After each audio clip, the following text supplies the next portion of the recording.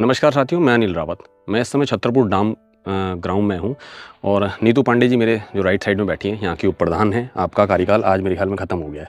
कल परसों हो गया, कल परसों में, हाँ 2 दिन हो गया।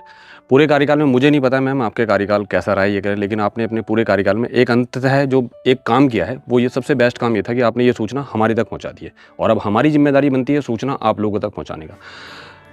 मैं पिछले तकरीबन 1.5 महीने से पत्रकारिता कर रहा हूँ और मैंने हमेशा कहा है कि मैं अंततः एक पत्रकार नहीं हूँ, मैं एक आम इंसान हूँ और मैं एक सामान्य नागरिक हूँ जिसे उन बातों से हमेशा फ़र्क पड़ता है जिससे इंसानियत को दर्द होता है।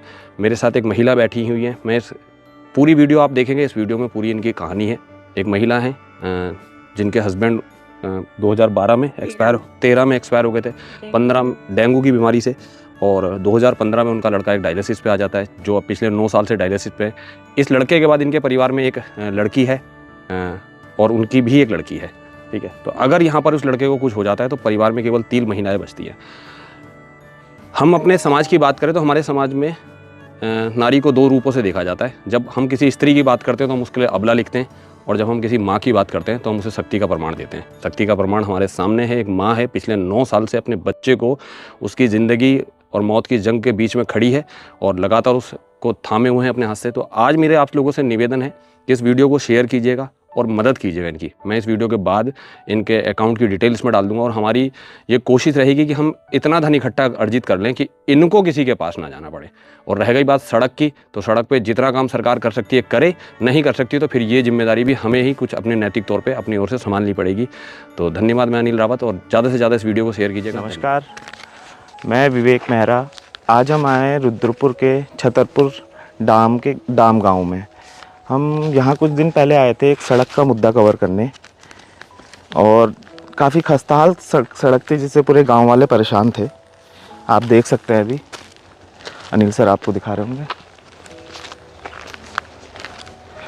जैसा कहा जाता है कि खबरों से खबरें निकलती हैं, तो हमें यहाँ आके पता चला था एक महिला के बारे में जिनका बेटा है 25 साल का, जिसकी 2015 से डायलिसिस चल रही है। मेरे ख्याल से अभी 8 या 9 साल होने को आ गए होंगे। तो इस सड़क से जुड़ के हम खबर मिली तो हम इस तक पहुँचे हैं। तो मैं आपको इसकी पूरी जानकारी दूं उससे पहले एक बात बता दूं। मैं आपको 2 लाइनें सुनाता हूँ। हैं तो ये शायरियाँ, लेकिन मैं इसे शायरी के अंदाज में कहने का आज माहौल नहीं है। ये क्यों, मैं आपको बाद में बताऊँगा। एक है महेश पुनेठा जी की लाइन है, सड़क तुम अब आई हो गाँव जब पूरा गाँव शहर जा चुका है। इन लाइनों को मैं शायराना अंदाज में इसलिए नहीं कह रहा हूँ क्योंकि जो आज हम वीडियो बना रहे हैं यह एक पत्रकार के तौर पे नहीं, एक इंसान के तौर पे एक गुस्सा है जो मेरा भी है, उस महिला का भी है, जो प्रशासन के खिलाफ है, या जो जनप्रतिनिधि हैं जिनको ये जिम्मेदारियां दी गई हैं कि कुछ सही करें और वो नहीं कर रहे हैं। तो उससे जो गुस्सा पैदा होता है उसे इस अंदाज में कहने का मेरा आज मन नहीं है।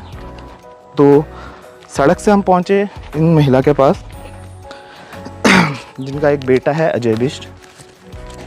2015 से इनकी डायलिसिस चल रही है और आज 2024 हम अंत पे आ चुके हैं। तो हम बात करेंगे। जी, आपके बेटे का नाम अजय बिष्ट ना? अजय बिष्ट जी। कब से डायलिसिस चल रही है? ये 2015 से अक्टूबर महीने से चल रही है जी। तो आपको वैसे शुरुआत में कैसे पता चला? शुरुआत में क्या कहते हैं, पहले इसको वहाँ सरकारी अस्पताल में लेके गई क्योंकि बुखार आ रखा था, इसको उतर नहीं रहा था। वहाँ एडमिट कर दिया उन्होंने। वहाँ एडमिट कर दिया, 7-8 दिन में ये एडमिट रहा है। उसके बाद घर लेके आई तो इसको घर लाने के मतलब वहाँ से दूध की थैली मिली थी, एक छोटा सा मिला था, क्या कहते हैं। जब आपको, मैं थोड़ा आगे जैसे जब आपको पहले बार पता चला कि अब आपको ये डायलिसिस के सहारे बच्चे को रखना पड़ेगा, ये आपको कहाँ से पता चला? ये एक अरोरा डॉक्टर करके आए, क्योंकि उसको घर लेके आए ना तो उल्टियाँ चालू हो गई थी। फिर प्राइवेट उससे पहले कोई ऐसे सिम्टम्स नहीं थे? कुछ नहीं था, चलता फिरता बच्चा, चलता फिरता था। मैं सुबह खाना बना के रख के जाती थी। 9वीं में पढ़ रहा था। 9वीं में पढ़ रहा था ये। 9वीं के मतलब 6 मई के पेपर नहीं दे पाया था बच्चा। जी। तो वहाँ से आपको पता चला, फिर तब से आपका रेगुलर डायलिसिस इसका चल रहा है जी। यहीं रुद्रपुर में चल रहा है ना? पहले नहीं, पहले हल्द्वानी करवाया पहले था बीएस हल्द्वानी। में। अच्छा ठीक। बीएस में करवाया था कितने बार, तो जब शुरू में तो इसकी उसमें सेंटर प्राइवेट में करवाया था, गांव वालों ने उस टाइम मदद करवाई थी, तब वहाँ करवाई थी। गांव की तरफ से आप लोग आपको मदद करते रहते हैं? हाँ, जितना करते जितना रहते उनका हैं। बनता है जितना उतना? बनता करते हैं, गांव वाले मदद करते हैं। जी जी। तो आप उस समय मेरे ख्याल से हल्द्वानी भी रह के रहे थे? हल्द्वानी में क्योंकि यहाँ आने जाने की दिक्कत हो रही थी, क्योंकि चल फिर पहले भी नहीं पा रहा था, फिर बीच में ठीक हुआ, कुछ चलने लगा। अब तो 3 साल से बिल्कुल ये गोद में उठाओ, गोद में बाहर ले जाओ, अंदर ले जाओ, यही है बस। अभी आपको सरकारी तौर पे एक आप बोल रही, और आप बता रही थी कि इनके पिताजी आपके, उन भाई साहब की भी डेथ 2 साल पहले हो गई थी ना डायलिसिस से? डायलिसिस से पहले हो गई थी, 2013 में वो खत्म हो गए थे। जी जी। 14-15 में ही बेटा बीमार पड़ गया था। जी। अभी आपको के प्रधानमंत्री आवास की तरफ से घर मिला है? जी। और वैसे सरकारी मदद और क्या मिलती है, आप बता रही थी कुछ पेंशन? सरकारी मदद तो क्या है, वो विधवा पेंशन हुई, उसके अलावा कोई मदद नहीं है। उसके अलावा कोई मदद नहीं है ना? और अब हम 1 मिनट में आपको रोकता हूँ। अभी हम जो मामले में हम यहाँ बात करने आए हैं कि सरकार की, आप 1 मिनट, कि सरकार की तरफ से तो इनको मदद मिल रही है, जैसे आप देख रहे हैं कि प्रधानमंत्री आवास के माध्यम से घर मिला है, विधवा पेंशन मिली है, लेकिन जो लोकल तौर पे जनप्रतिनिधियों का जो एक दायित्व बनता है कि आपको सड़क से बड़ी प्रॉब्लम होती है, आप बता रही बहुत दिक्कत हो रही है, क्योंकि इतने झटके लगते हैं इस रोड में। 1 मिनट में आपको रुकना चाहूँगा। ये अभी दाम क्षेत्र की हमने जो सड़क कवर करी थी, मैं उसमें आपको यही बताना चाह रहा था कि हम आए थे यहाँ सड़क कवर करने, और सड़क से समस्या पूरे गांव को है, वो सबको पता है, और ये काफ़ी टाइम से कितने सालों से लगे हैं आप सड़क के लिए? तो 20 साल से तो मैं ही लगी हूँ, 20 साल पहले से और भी लगे होंगे, 20 साल से तो मुझे ही हो गए यहाँ पे। 20 साल से लोग सड़क के लिए संघर्ष कर रहे हैं, लेकिन उसी सड़क के बीच में एक महिला है जो अपने बच्चे के लिए, उसके ऊपर 1000 तरीके की समस्याएं हैं, लेकिन आप बंद करें, उनके ऊपर 1000 तरीके की समस्याएं हैं, लेकिन उस समस्या के एक बीच जो समस्या है वो है सड़क का मुद्दा। और सड़क पूरे ग्रामीणों को परेशान कर रही है, ऐसा नहीं कि सिर्फ ही नहीं कर रही है, लेकिन इनकी जो समस्याएं हैं उस पर दुगना जो भार बढ़ रहा है उस सड़क का, मैं वो बताता हूँ कैसे बढ़ रहा है। जब भी बरसात में कहें या और समय भी कहें, जब भी गड्ढे होते हैं, सड़कों में गड्ढे होते हैं, तो बच्चे को लाने के लिए एम्बुलेंस आप बुलाती है ना तो एम्बुलेंस वाला भी गड्ढों की वजह से यहाँ आने को, यहाँ ये पकड़ ले, एम्बुलेंस वाला भी यहाँ आने के लिए मना कर देता है। वो दिक्कत करते हैं, कहते हैं रोड को ठीक कराओ, हमारी गाड़ी खराब हो जाएगी, क्योंकि कितने बार वहाँ से वो लोग गाड़ी भेजते हैं। एक दिन तो हमारी एम्बुलेंस पलटते बची है यहाँ पे, और फिर बच्चा डायलिसिस पे चल रहा है, शारीरिक रूप से कमजोर है, तो वो झटकों से भी उसको बेचारे को दिक्कत होती है, बहुत दिक्कत होती है। वो आवाज़ आई करके आवाज़ निकलती रहती है गाड़ी में उसकी, जहाँ पूरे रोड में ही झटके हैं। तो आप फिर जब अब मजबूरी हो जाती है, सरकार सुन नहीं रही है, कोई सुन नहीं रहा, इतने गांव वाले सुन नहीं रहे, तो आपकी आवाज़ तो आप वैसे ही, आप पे 10 समस्याएं वैसी चल रही हैं, वैसे आप दबे हुए हैं, तो आप फिर खुद से गड्ढे वगैरह खुद से भरती हैं फिर जब जरूर। जेसीबी वाला नहर में से वो निकाल के गए तो कूड़ा, तो मैंने उससे अपने घर के आगे तो भर दिया है, सब जगह तो मैं भी नहीं भर सकती नहर का कूड़ा। हाँ। फिर अपने हाथों से अब वो गड्ढे पाट रही है, मतलब गड्ढे मैंने उधर भरे, मैंने और जगह तो मैं नहीं कर सकती ना, क्योंकि बेटे को भी ज़्यादा देर छोड़ नहीं सकती हूँ, उसको ये भी देखना है, वो भी देखना है जी। तो आप भी बता दीजिए कितने साल से चल रहा है? नमस्कार सर, बहुत बहुत धन्यवाद आपका यहाँ पे आने के लिए। ये सड़क की समस्या हमें पिछले 20 सालों से है, 20 साल तो मुझे शादी करके यहाँ आए हो गए हैं, तो मैं देख रही हूँ कि ये सड़क ऐसी है। बीच में इसमें एक बार रोड़ी वगैरह पड़ी थी, उसके बाद भी काम फिर रुक गया इसमें, कि यही वही हुआ कि सड़क बन गई कागजों में, लेकिन मेन रूप में बनी नहीं।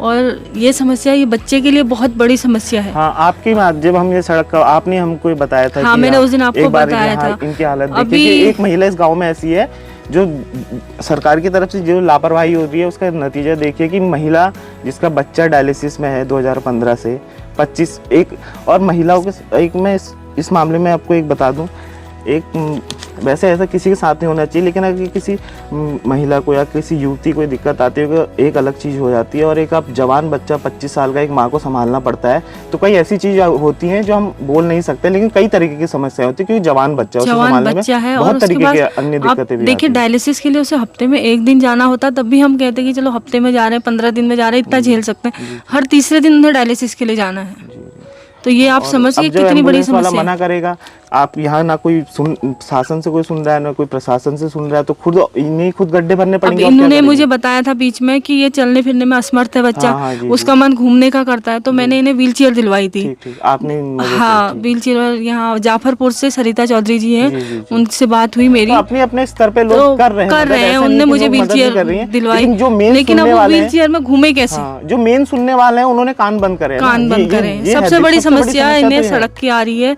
कि ये सड़क की वजह से बच्चे को डायलिसिस के लिए ले जाने में काफ़ी दिक्कत हो रही है।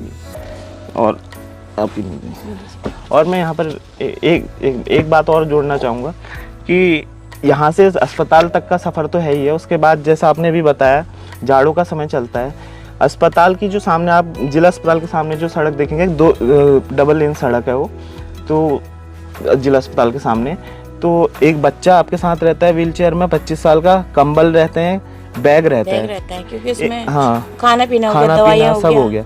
तो एक सड़क जो मेन सड़क है उसे पार करने में इतनी समस्या है, जिसमें शायद आम आदमी को 5 मिनट लगता है, उसमें आपको 10-15 मिनट लग जाते होंगे। आराम से लगता है। तो इतनी छोटी छोटी समस्याएं जो किसी को शायद दिखती नहीं है, लेकिन जो अगर आप ध्यान दें इन बातों में तो बहुत ये समस्या बहुत बड़ी हो जाएंगी। अब हम अंदर चलते हैं।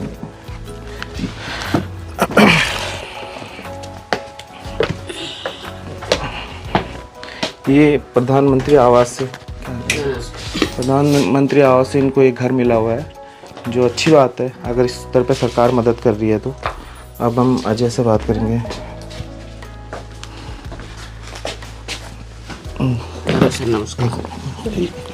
नमस्कार।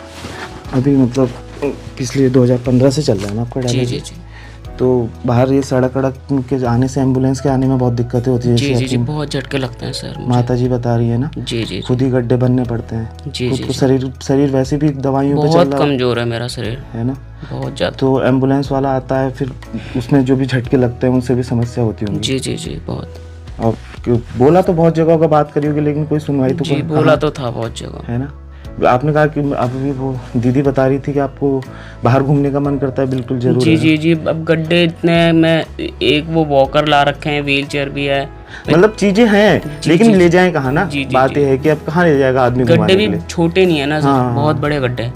वैसे आम आदमी को साइकिल उसमें चलने में दिक्कत जी, होती है, जी, तो जी, व्हील जी। चेयर में तो हम समझ सकते हैं। जी जी अब आदमी आप कौन कहीं भी तो किससे गए सुने, किससे सुने ना, कोई सुनने कोई तैयार नहीं जी है। जी जी सर। अब आपके लिए सड़क बन जाती तो आप शाम को अपना घूम लेते। जी सर जी सर। आप पे एक है दुख है, लेकिन ठीक है, जीना आप इतने साल से, मेरे ख्याल से 9 साल हो गए, 8-9 साल जी हो सर गए, जी सर। आप जीना तो सीख ही गए हैं ऐसे हालातों जी में भी ना। सर। लेकिन ये है कि उसमें जो छोटी छोटी चीजें हैं कि अगर आपको मिल जाए तो आपके लिए जी सर, बेहतर जी है सर। ना। ये वाली बात सर है। जी मुझे भी थोड़ा कुछ कहना है। जी जी बोलिए, आइए। सर जी बीच में अभी पता नहीं 4-5 महीने हुए, कितने महीने पहले हुए, अजय भट्ट जी आए थे यहाँ पे, वो मंदिर में शायद कुछ करवाया था उन्होंने।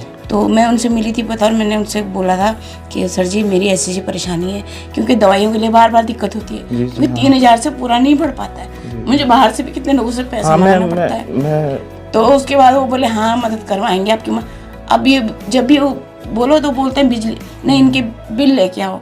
बिल मेरे को ऐसा होता है कि जैसे मैंने इसको हॉस्पिटल छोड़ा, तुरंत जाके दवाई लेके उनसे बोलते हैं बिल के लिए, बोले बिल आप बाद में ले जाएगा, बाद में जाना हो नहीं पाता, बिल मेरे आ नहीं पाते, दवाई इतनी महंगी और है। डायलिसिस का ये है कि जितना मैंने कुछ टाइम में प्रिंट पर रहा, तो मैंने स्वास्थ्य में कवर कर रहा था, तो मेरे को पता है कि दवाइयों का ऐसा है कि कोई महीना फिक्स नहीं है, कोई महीना डायलिसिस में खासकर। कोई कभी 3000 में भी चल जाता है, कभी वो दवाई का खर्चा जब फिल्टर वगैरह कुछ चेंज करने पड़ जाते हैं, कुछ उसका है टेक्निकल, उसको 8-9 हजार तक, 7-8 हजार तक भी चले जाता है ना। तो आपको पता नहीं है कि मतलब कब कितने की जरूरत पड़ेगी, कोई पता। एक डायलिसिस फ्री है, और जो दवाइयाँ हैं सारी मुझे बाहर से, मगर मैं क्योंकि वहाँ दवाइयाँ जन औषधि केंद्र में मेरे को लग रहा है कि हमेशा तो उपलब्ध नहीं रहती है ना, लिखी जाती है और बाहर से लेके आ रही है। ये भी मैं बता दूं, और बिल मैं नहीं दे पा रही हूँ, इसलिए मुझे ऊपर से कोई आर्थिक सहायता नहीं मिल पा रही।